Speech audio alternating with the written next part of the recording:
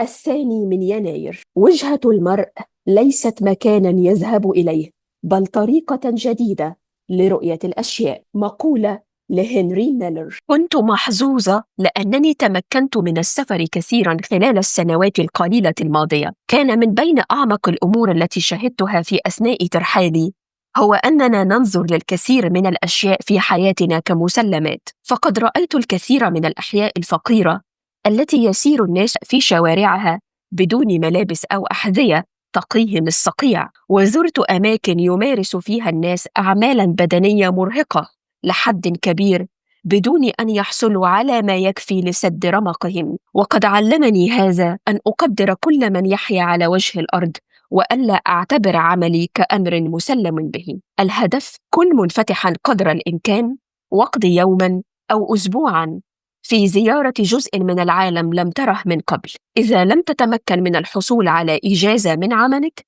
فزر حيا قريبا في مدينتك وكن ممتنا لكل ما تملكه. 3 يناير. لكل حياة غاية.